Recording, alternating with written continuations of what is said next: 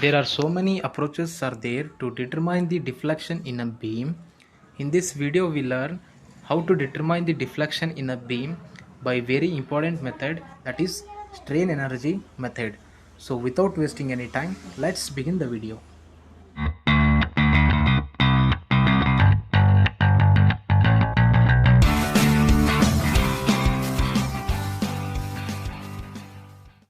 Deflection of beam by strain energy method.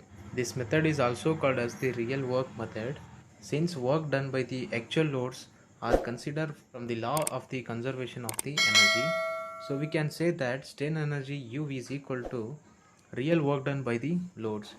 Real work done is defined by using this formula, that is summation of 0 to n half of P into delta, where P is the load and delta is the deflection.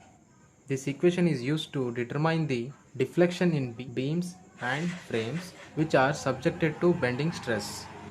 Here there are some strain energy formulas. For axial load we use P square by 2 AE into dx.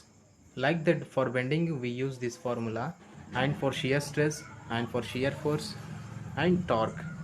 For finding the deflection in a beam and frames we use only this formula, so that is integration of 0 to L m square by 2 EI into dx.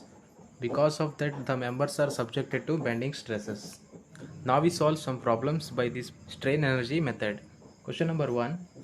Using strain energy method, determine the deflection of a free end of a cantilever beam of span L and subjected to concentrated load P at the free end. Write the given data. They said in the question, cantilever beam subjected to point load at the free end. So draw a cantilever beam with point load at its free end. They said determine the deflection, that is delta, at its free end. Now determine the bending moment at a distance of x meter from the free end. We know that bending moment formula is load into perpendicular distance. So load P and its perpendicular distance x. So therefore bending moment M equal to P into x. Now substitute the bending moment value in the strain energy equation. So this is the strain energy equation. Integration 0 to L m square by 2 EI into dx. So put the value of m, so that is P into x, its whole square, divided by 2 EI into dx. They given the span length L, so therefore the limits become 0 to L. This will become P square into x square. Take out the constant terms from the integration, that is P square by 2 EI. Now integrate the x square. Integration of x square will become x cube by 3. Now put the limits in place of x. Put the upper limit in place of x, so that will become L cube by 3 minus put the lower limit, that is 0 by 3. 0 by anything is always 0, so this term will vanish. Only L cube by 3 is left and it multiply with this constant term, so that will become P square L cube by 6 EI. Therefore from conservation of energy, U equal to half of P into delta. Put the value of U, that is P square L cube upon 6 EI equal to half of P into delta.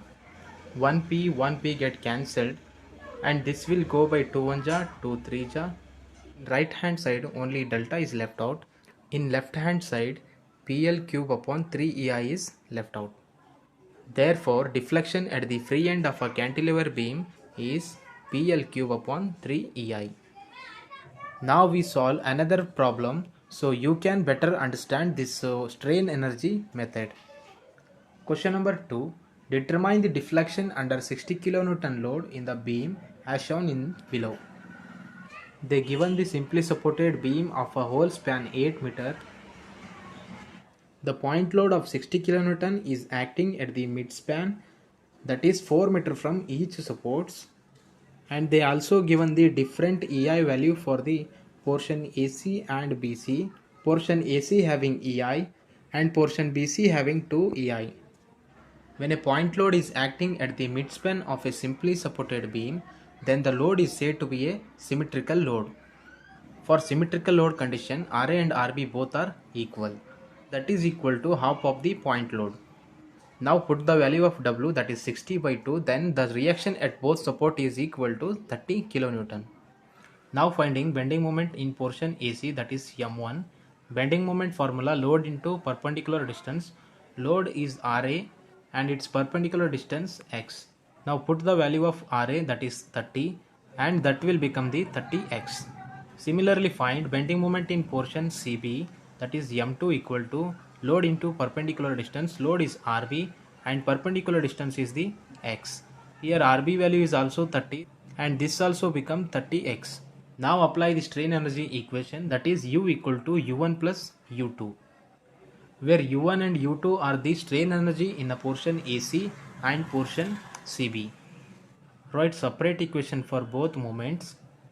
Write the value of M1 and M2 and write the value of EI. Portion AC having only EI and portion BC having 2 EI, so write 2 EI. Portion AC limits from 0 to 4 meter and portion BC is also having limits of 0 to 4 meter.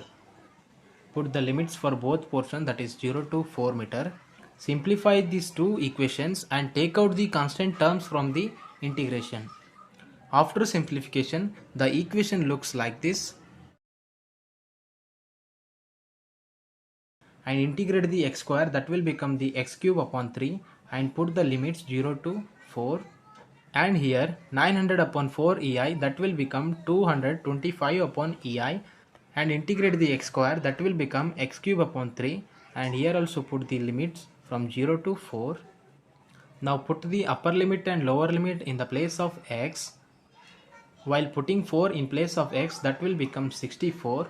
While putting 0 in place of x, the lower limit term will become 0. Same here also put the upper value, that will become 64, and lower value 0. And multiply the 150 and 64, you will get 9600. And this will go 3 1 ja 375 ja 225, and multiply the 75 into 64, you will get the 4800. Add these two values, then the strain energy will become 14,400 upon EI.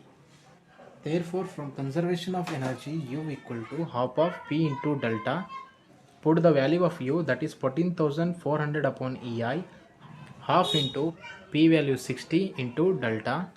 Simplify this equation. You will get the deflection at the midspan of a simply supported beam subjected to point load. So that is delta equal to 480 upon EI. I hope all of you understand this strain energy method.